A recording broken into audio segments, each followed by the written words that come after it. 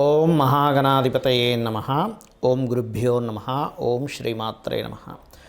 పరమేశ్వర స్వరూపమైనటువంటి జ్యోతిష, వాస్తు మరియు ఇతర అనేకమైనటువంటి శాస్త్రములను మనకు అందించినటువంటి మహర్షులకి నమస్కారం. హయగ్రీవ హయగ్రీవ హయగ్రీవేతియో వధేత్తస్య నిస్సరతే వాణి జహ్నుకన్యా ప్రవాహవత్.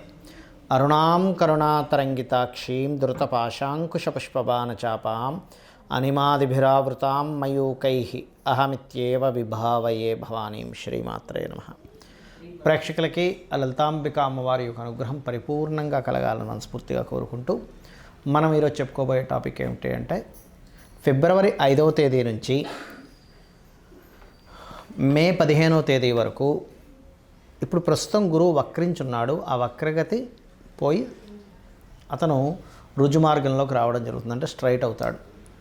మరి ఈ స్ట్రైట్ అయినటువంటి గురువు ఎటువంటి ఫలితాలు ఇస్తాడు? ద్వాదశ లగ్నాల వారికి, లగ్నం తెలియని వారి రాశి వారికి మంచి ఫలితాలు ఏమిటి, తీసుకోవాల్సిన జాగ్రత్తలు ఏమిటి, చేసుకోవాల్సిన పరిహార మార్గాలు ఏమిటి అనేటువంటి విషయాలు మనం ఒక్కొక్క లగ్నరీత్యా తెలుసుకుందాము. అయితే ఈ విషయాలు చెప్తుంది నేనైనప్పటికీ కూడా చెప్పిస్తుంది సాక్షాత్ లలిత అమ్మవారిగా భావిస్తూ, కన్యా లగ్నం లేదా కన్యా రాశి వారికి చూసుకుంటే గురువు మీకు ఎప్పుడైతే 9వ స్థానంలో సంచరిస్తున్నాడో ఈ లగ్నానికి సర్వసాధారణంగానే గురువు పాపి అయినప్పుడు ఏమవుద్దంటే కన్యా లగ్నం వారికి మీకు ఈ గురువు భాగ్యస్థితి అనేటువంటిది ఫాదర్తో కానీ లేదా గురువులతో కానీ కొంత స్ట్రెస్ అనేటువంటిది ఇస్తూ ఉంటుంది. అయితే ఇక్కడ కలిగేటువంటి మంచి ఫలితాలు ఏమిటి అంటే, సహకరించే వాళ్ళ యొక్క సంఖ్య పెరుగుతూ ఉంటుంది.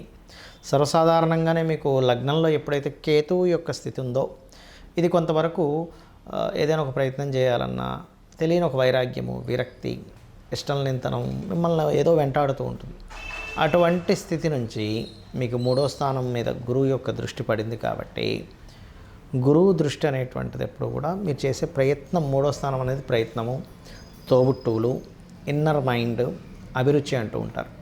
ఇవి మీకు కొంత ఫ్రూట్ఫుల్గా ఉంటాయి, ఇది గురువు యొక్క దృష్టి ఉన్నందుకు. కానీ ఏదేమైనప్పటికీ కూడా ఈ లగ్నానికి గురువు పాపి కాబట్టి మీరు ఏదైనా కమ్యూనికేట్ చేసేటప్పుడు, పెద్ద మొత్తంలో మనీ ఎవరికైనా ట్రాన్స్ఫర్ చేసేటప్పుడు, లాంగ్ జర్నీ చేసేటప్పుడు కొంత జాగ్రత్త వహించండి. బికాజ్ ఆఫ్ ఇక్కడ లగ్నంలో కేతు ఉన్నప్పుడు ఏమవుతుందంటే, మనిషి యొక్క ఆలోచన విధానం, ముఖ్యంగా బుధుడు యొక్క రాశుల్లో ఉన్నప్పుడు ఆలోచన విధానం పరిపరి విధాలుగా వెళ్తూ ఉంటుంది. కాబట్టి దాన్ని కంట్రోల్ చేసుకొని మీరు ఎవరికైనా పెద్ద మొత్తంలో మనీ ట్రాన్స్ఫర్ చేస్తున్నాము, మిస్టేక్ అంటే ఒక చిన్న నెంబర్ మిస్టేక్గా కొట్టినా వేరే వాళ్ళకి వెళ్ళిపోతూ ఉంటుంది. కాబట్టి ఈ యొక్క జాగ్రత్తలు ఖచ్చితంగా తీసుకోండి. ఇక హయ్యర్ ఎడ్యుకేషన్ రిలేటెడ్ సంబంధించినటువంటి విషయంలో తొందరపాటు నిర్ణయాలు పనికిరావు గురువు 9లో ఉన్నప్పుడు. అదేంటంటే గురువు 9లో ఉంటే మంచిదే కదా అంటే, ఈ లగ్నానికి పాపి, ఆ కాన్సెప్ట్ మీరు అర్థం చేసుకోండి. కాబట్టి అదొకటి. అదేవిధంగా మీ తండ్రి గారికి ఏదైనా అనారోగ్య సమస్యలు ఉంటే ఫ్యాట్ రిలేటెడ్ ఐటమ్స్ ఎక్కువగా తినకూడదు. ఇది ప్రధానంగా గుర్తుపెట్టుకోవాల్సిన అంశం. మరియు మీ యొక్క సంతానం కనుక ఏదైనా బిజినెస్ చేద్దాము, బిజినెస్ పరంగా వాళ్ళు ప్రయత్నం చేస్తున్నట్లయితే ఆ బిజినెస్ రిలేటెడ్ సంబంధించిన విషయంలో ముందుకు కదులుతుంది. అలాగే మీకు హైయర్ ఎడ్యుకేషన్ విషయంలో ఇబ్బంది ఉంటుంది, కానీ మీ యొక్క జీవిత భాగస్వామి కనుక ఏదైనా హైయర్ ఎడ్యుకేషన్ రిలేటెడ్ సంబంధించిన విషయంలో ప్రయత్నం చేస్తున్నట్లయితే ఆ యొక్క ప్రయత్నం సఫలీకృతం అవుతుంది. ఇక మీరు చేయవలసిన దేవతారాధన, నిత్యము గణపతి ఆరాధన చేసుకుంటూ వెంకటేశ్వర స్వామి యొక్క ఆరాధన చేయండి. అన్ని విధాలా ఖచ్చితంగా బాగుంటుంది. గురుగ్రహం యొక్క బలము ఎంత బాగుంటే జీవులు అంత బాగుంటారు, గుర్తుపెట్టుకోండి. అంటే మనం జన్మజాతకంలో గురువు బాగున్నాడు, ఎన్ని కష్ట నష్టాలు వచ్చినా, ఎన్ని ఒడిదుడుకులు వచ్చినా లైఫ్లో ఖచ్చితంగా వాళ్ళ లైఫ్ సాఫీగా వెళ్ళిపోతూ ఉంటుంది. అయితే ఇక్కడ గురువు బాగుండడం అంటే ఏమిటనే విషయం మనం తెలుసుకోవాలి. ఇక్కడ 2 రకాలుగా ఉంటుంది. ఒకటి మీ జన్మజాతకంలో గురువు బాగుండడం, రెండవది గోచారంలో గురుగ్రహం యొక్క స్థితి బాగుండడం. చాలామందికి ఈ తేడా తెలియక గురువు మాకు అనుకూలంగా ఉన్నాడా లేడా అని చెప్పి చాలామంది అడుగుతుంటారు నాకు. ఇక్కడ నేను మీకు ఒక క్లారిటీ ఇస్తాను. మీ పర్సనల్ చార్ట్లో కనుక గురువర్గ లగ్నాలు అంటారు. గురువర్గ లగ్నాలు, శనివర్గ లగ్నాలు అని 2 ఉంటాయి. ఏమిటి ఆ గురువర్గ లగ్నాలు? మేషము, కర్కాటకము, సింహము, వృశ్చికము, ధనస్సు, మీనం గురువర్గ లగ్నాలు. ఈ లగ్నానికి గురువు శుభుడు. ఎక్కడ ఉంటే అక్కడ నుంచి ఏ భావాలను చూస్తున్నాడో ఆ భావాల్ని యాక్టివ్ చేస్తాడు, అది కూడా బాగుండాలి. శనివర్గ లగ్నాలు అంటే వృషభ లగ్నము, మిథునము, కన్య, తుల, మకర, కుంభ లగ్నాలు. ఈ లగ్నానికి గురువు పాపి కాబట్టి ఆయనకి పాజిటివ్గా ఉండేటువంటి పోర్ట్ఫోలియోస్ వస్తే పర్లేదు, కానీ ఏమాత్రం గురురాశులు పాడైనా, గురువు పాడైనా ఎక్కువ ఎఫెక్ట్ గురువు సంబంధించినవి జరుగుతూ ఉంటాయి. అయితే ఇక్కడ నెగిటివ్, ఇక్కడ గురువర్గ లగ్నాలైనా శనివర్గ లగ్నాలకైనా ముఖ్యంగా కావాల్సింది ఏంటంటే గురుబలము. అది మీరు ఏదైనా ఒక పని చేసేటప్పుడు చూడండి, మనకి వివాహం అవ్వట్లేదండి అన్నప్పుడు గురుబలం లేదు కదా అంటారు, సంతానం కలగట్లేదు గురుబలం లేదు కదా అంటారు, చదవట్లేదు గురుబలం లేదు కదా అంటారు. అంటే ఏమిటి, ఆ పర్టికులర్ భావానికి గురుబలం లేకపోవడం వల్ల వాళ్ళు దాన్ని పొందలేకపోతున్నారు. గురువు అనేటువంటి జన్మజాతకంలో మనకి సైంటిఫిక్గా తీసుకున్నా జాతకపరంగా తీసుకున్నా గురుత్వాకర్షణ శక్తి అంటారు. మన భూమి మీదకి ఎర్త్కి ఏదైనా సరే ఒక శకలం లాంటిది ఏదైనా వస్తున్నా గురుత్వాకర్షణ శక్తి దాని వైపు లాగేసుకుంటుంది. గురుగ్రహం అనేది లేకపోతే ఇప్పటికీ ఎన్నో శకలాల భూమి మీద పడి భూమే ఉండేది కాదు. అంటే సైంటిఫిక్గా తీసుకున్న గురుగ్రహం మనల్ని ఎర్త్ని కాపాడుతుంది. ఆస్ట్రాలజికల్గా తీసుకున్నా కూడా గురుబలం ఉన్న వ్యక్తికి ఇబ్బంది రాదు. మరి గురుబలాన్ని ఎలా పెంచుకోవాలి? సర్వసాధారణంగా మనకు జాతకం చూడడం కనుక తెలిస్తే గురువు బాగున్నాడు కాబట్టి భయం లేదు, నిర్భయంగా వెళ్ళొచ్చు అంటాం. అదే గురువు బాగోలేడు లేదా జాతకమే తెలియదు, అప్పుడు ఎలాగా అంటే దీనికి శాస్త్రంలో ఒక అద్భుతమైనటువంటి విషయాన్ని చెప్పారు. ఏమిటది అంటే చాలా రకాలు చెప్పారు. నేను మీకు వీలైనంత మటుకు నేను మీకు చెప్తాను. మీకు ఉండేటువంటి వీలును బట్టి, మీకు ఉండేటువంటి పరిసరాలను బట్టి, మీకు ఉండేటువంటి స్తోమతను బట్టి మీరు చేసుకోండి. ఒకటి, గురుబలం పెరగాలి అంటే గురుసేవ చేయాలి. గురుసేవ చేయడం ఒకటి గురుబలం పెరగడానికి. లేదండి మాకెవరు గురువులు లేరు, ఎలాగా?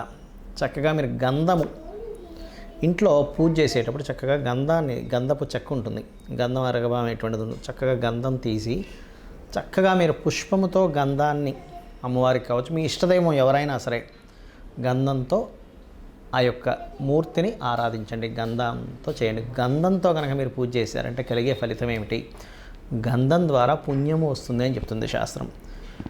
పుణ్యం వచ్చినటువంటిది, ఆ పుణ్యం ఏం చేస్తుంది అంటే మీ పాపమును దగ్ధం చేస్తుంది. మీరు ఏదైతే సంకల్పం అనుకుంటారో ఆ సంకల్పం నెరవేర్చేలా చేస్తుంది. అది ముఖ్యంగా. ఇక రెండవది ఏమంటే, మేమున్న దగ్గర మాకు గోవులు బాగా ఉన్నాయి, దీని గురించి ఏమైనా రెమెడీ చెప్తారా అంటే, అరటికాయలు ఉంటాయి. అరటి పళ్ళు కాదు, బాగా అర్థం చేసుకుంటే పచ్చి అరటికాయలు మనం కట్ చేసుకుని కూరలు అది వండుకుంటాం. అరటికాయల్ని గోవులకు తినిపించండి, అది కూడా గురువారం నాడు. దగ్గరలో ఆలయాలు ఏదైనా ఉన్నట్లయితే గంధాన్ని దానంగా ఇవ్వండి, ఆలయంలో దేవతామూర్తులకు వాడుకోవడానికి. లేదా పసుపుని దానంగా ఇచ్చినా కొంతవరకు ఉంటుంది. ఇంకా ఎక్కువ తీవ్రంగా ఇబ్బంది ఉందన్నప్పుడు గంధపు నీటితో శివుడికి అభిషేకం చేయొచ్చు. దక్షిణామూర్తి యొక్క స్తోత్ర పఠనం కనుక విన్నట్లయితే గురుబలం పెరుగుతుంది. మరి గురుబలం పెరిగితే ఎన్ని లాభాలు ఉంటాయి? 1-2 కాదు, గుర్తుపెట్టుకోండి. చాలామంది ఇబ్బంది పడుతుంటారు, చేస్తారు మాకు బ్యాలెన్స్ లేదండి, బ్యాంక్ బ్యాలెన్స్ లేదు, రూపాయి బ్యాంకులో ఎప్పుడు ఉండదని. గురుబలం కనుక మీకు ఉందంటే 100% బ్యాంక్ బ్యాలెన్స్ ఉంటుంది, గుర్తుపెట్టుకోండి. మూలధనానికి దాచుకునే ధనానికి కారకుడు గురువు. ఇక రెండవది, ఆపద వచ్చినట్టే ఇంక మనకి ఇంకేమైంది, అయిపోయింది, ఇంక మన జీవితం అయిపోయింది అనుకున్న స్టేజ్ దాకా వచ్చినా సరే మళ్ళీ అలాగ పక్కన తీసి పరమాత్మ మిమ్మల్ని కాపాడినట్టుగా మీ లైఫ్లో మిరాకిల్స్ చూస్తారు గురుబలం పెరిగినట్లయితే. ఇక మూడవది ఏంటంటే, ఏ ప్రయత్నం చేస్తున్నా సరే మీ ప్రయత్నం కొంత అయితే గురుబలం తోడైనప్పుడు మీ యొక్క ప్రయత్నాలు 100% ఫలకృతం అవుతాయి. అయితే ఇక్కడ చాలామందికి తెలియక గురుబలం లేదండి అందుకే నేను కనకపు శిరాగం పెట్టేసుకున్నాను అంటారు. అది చాలా పెద్ద మిస్టేక్. ఎందుకంటే మీ జన్మజాతకంలో గురువు బాగున్నాడు అనుకోండి, 100% మీరు పెట్టుకోవడంలో ఎటువంటి అభ్యంతరం లేదు, హ్యాపీగా మీరు ధరించవచ్చు. కుడి చేయి చూపుడు వేలికి, జెంట్స్ అయితే, లేడీస్ అయితే ఎడం చేయి చూపుడు వేలికి ధరించాలి.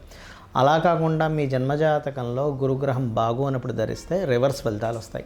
కాబట్టి అప్పుడు ధరించడం కాదు, మీరు చేయవలసింది ఏంటంటే దానం ఇవ్వడం, శనగలు దానంగా ఇవ్వడం, గోసేవ చేయడం, గురువులకి ఏదైనా వస్త్రాలు కానీ ఇట్లాంటివి దానంగా ఇవ్వడం, దక్షిణామూర్తి స్తోత్రం చదవడం, ఇవి ఎక్కువగా చేయాలి.